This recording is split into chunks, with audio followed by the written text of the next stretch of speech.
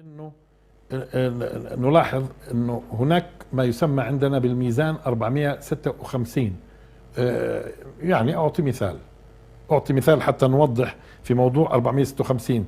طبعا السؤال قبل المثال انه من اين لنا هذا 456؟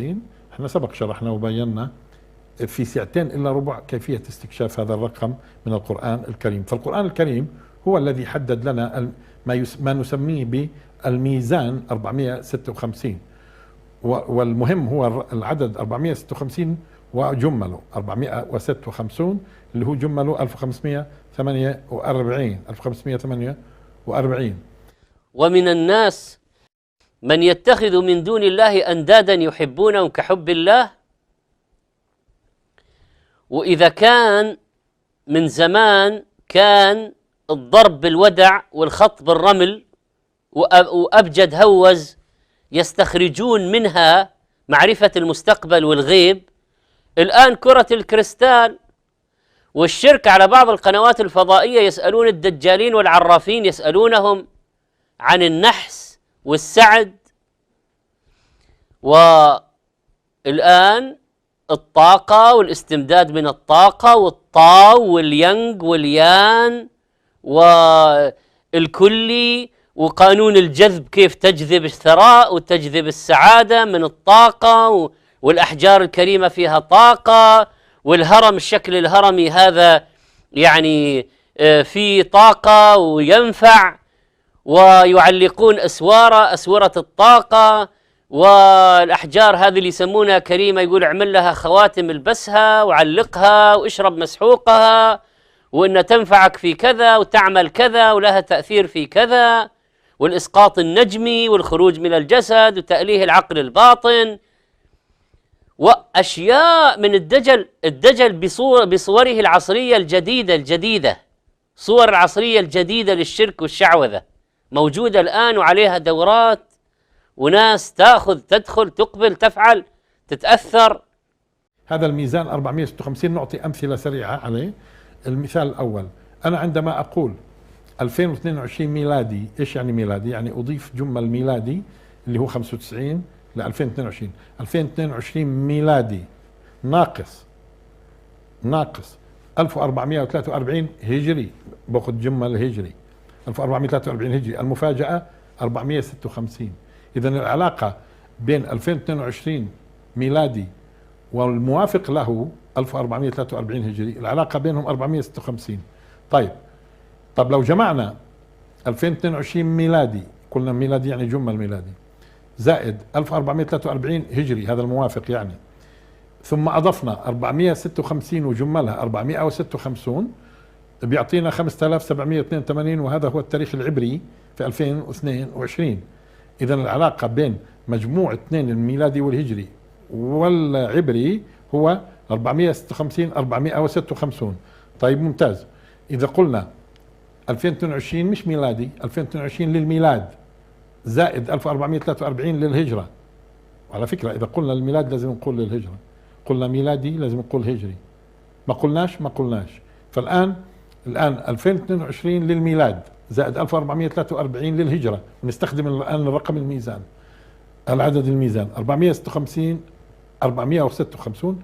يكون النتيجة مجموع الفتوحات بعد الإسلام ميلادي وهجري، يعني 636 ميلادي فتح عمر اللي كانت 15 هجري، 1187 ميلادي صلاح الدين اللي كانت 583 هجري، 2022 1443. هذا مجموعهن هو 2022 للميلاد زائد 1443 للهجرة زائد 456 456.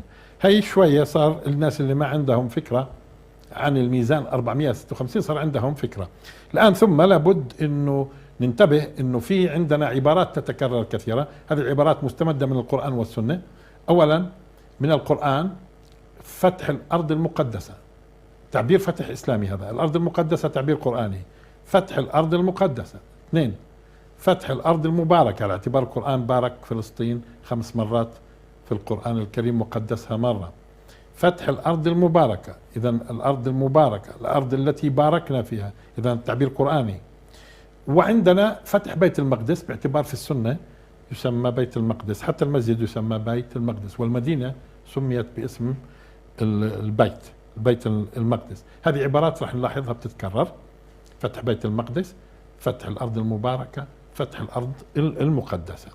ثم وعلاقة هذا الكلام ب 2022 و1443، وراح نلاحظ انه 2022 قد تأتي احيانا جمل 2022، وقد تأتي 1443 جمل برضو 1443.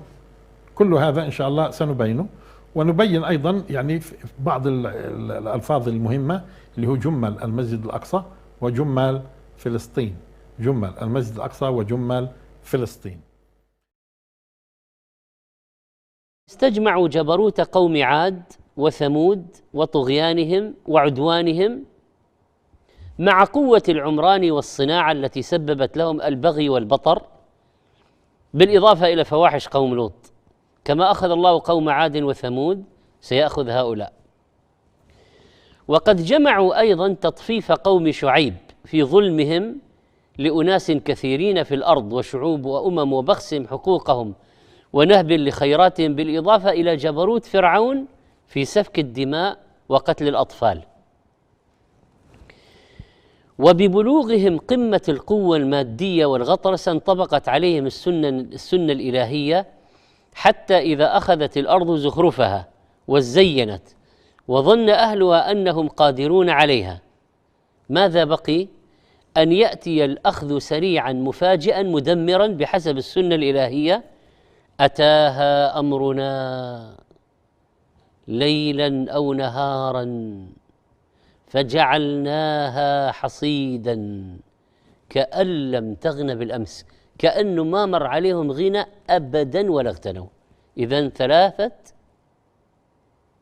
أشياء في الدمار: أتاها أمرنا مفاجئا مدمرا سريعا، وهذا الذي سيحدث حسب السنة الإلهية في هؤلاء. أيضا عندنا دليل آخر على الانهيار، وهو قوله عليه الصلاة والسلام: حق على الله أن لا يرتفع شيء من الدنيا إلا وضعه. وهؤلاء القوم قد ارتفعوا في الدنيا وبلغوا شأوا عظيما، وقوتهم بلغت شأوا عظيما. من سنن الله أن يخسف بهم، وهذا لابد أن يحدث.